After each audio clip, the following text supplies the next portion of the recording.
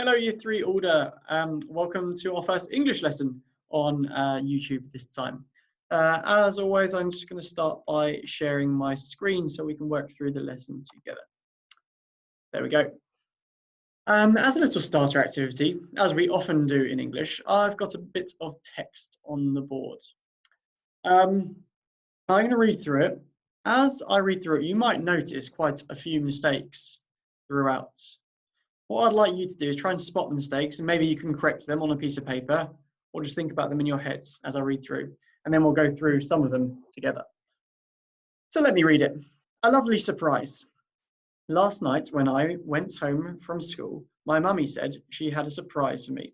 I could hear funny scratching noises. Mummy came back and had something hiding under her coat. The thing was moving and wriggling about. She took her coat off, and underneath there was a little puppy. I wonder if you spotted any mistakes just then.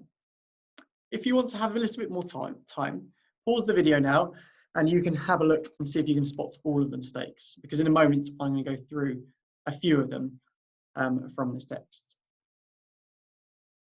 We'll come back together there. Let's look at some of these mistakes that we can spot. So I'm reading through this first sentence. Last night, that's a new sentence, so we need a capital letter. So I'm going to put that in there. Last night when I went, I know the pronoun I always needs to be a capital letter. So I'm going to turn that into a capital. Last night when I went home from school, my mummy said she had a surprise for me. I could hear, that sounds like a long sentence. Let me read that back, see if I can work out where their full stop should be. Last night when I went home from school, my mummy said she had a surprise for me. Full stop. There's the end of my sentence, which means I need a capital letter for the new sentence. I could hear funny scratching noises. I think that's another sentence here. It's a shorter one this time, so I'm going to put a full stop there. And that means, again, I need a capital letter. Mummy came back and had something hiding under her coat. Again, I think that's the end of the sentence there, so I'm going to put a full stop. Lots of full stops missing in this one, which means, again, I need another capital letter. The thing was moving and wriggling about. She took her coat. Again, that sounds too long to be one sentence. The thing was moving and wriggling about, full stop. There's my pause, capital letter. She took her coat off, and underneath there was a little puppy. And again, I've missed the full stop at the end. I think I've got all of them, but maybe you could spot one or two that I might have missed and tell me about them if you do find them. Moving on. We're going to be retelling a narrative today, and the narrative we're going to be focusing on is the video we watched in class last time you were in school, which was called The Eye of the Storm. And today we're going to start rewriting that video, because last time we planned how we're going to rewrite that video. Now, to recap, you might want to re-watch the whole video, or maybe just focus in on the first section. So I've put the link at the bottom of the screen here, and it's also available in the description below the video, so you can watch it now. In fact, you might want to pause this video and have a go at re-watching that one. If you've had a go watching that, or if you think you can remember what's happened from your memory, perhaps you can summarize the section in 3 sentences. So you've got 3 sentences to summarize what happens. I'm trying to think how I would do that. Maybe the first one is, there is a mysterious man on a flying machine. Through his periscope, he spots a mysterious green light in the sky, and he steers towards it. That could be my 3 sentences. Perhaps you had something similar, or maybe you had something a little bit different. Now, I want our piece of writing to be quite descriptive. There's lots of great imagery in this video that we've watched. Lots of great opportunities for us to use descriptive language. So looking at the picture we can see in the middle of the screen, can we think about some descriptive language we could use to describe maybe the man, maybe this strange flying machine that he has, maybe the sun in the background, maybe the clouds, or maybe you could describe something else from the video you saw, like the green light we could see in the sky. Have a think, have a pause if you'd like, and once again, jot down any ideas that you might want to do. We'll come back together in a moment. We'll come back together there. Hopefully you've had a chance to write down some ideas, or think about some ideas in your head about descriptive language we could use to describe the setting, the scene, the person, and anything else from this section. I've got some that I wanted to share. So I've got fluorescent green lights. I use that to describe the lights that we could see in the distance, in the horizon, in the sky.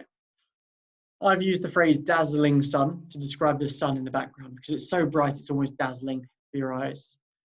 I've used the adjective mysterious to describe the aeronaut. The aeronaut is the man who's flying the machine.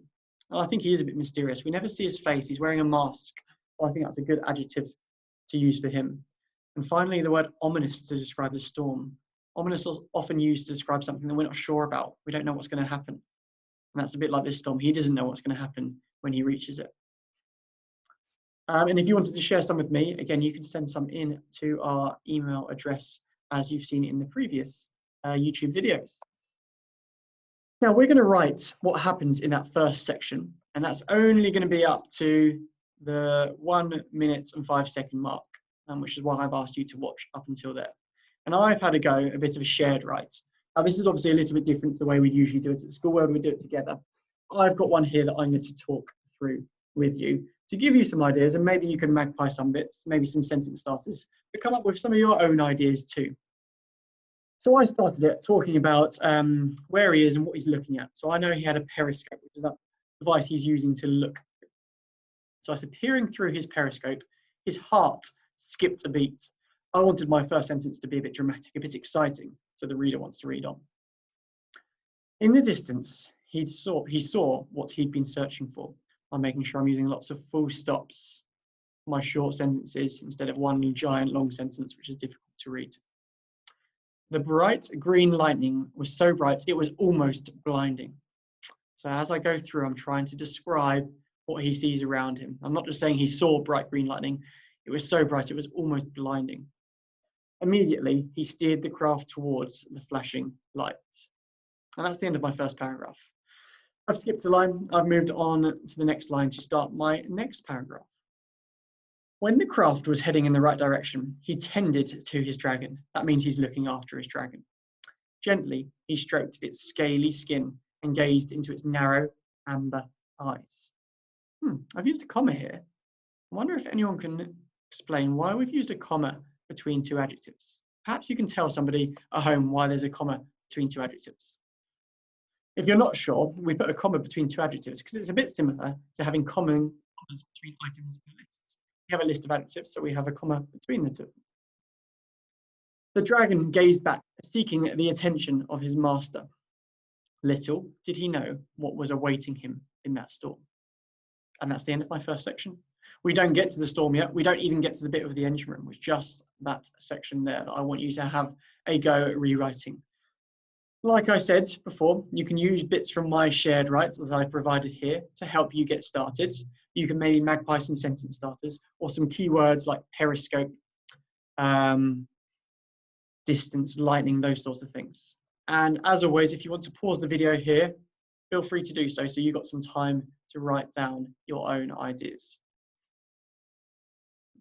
Now, once you've had a go at writing your own paragraph or two for that section, I want you, just like we did at the beginning of the lesson, to have a go at checking and editing it carefully.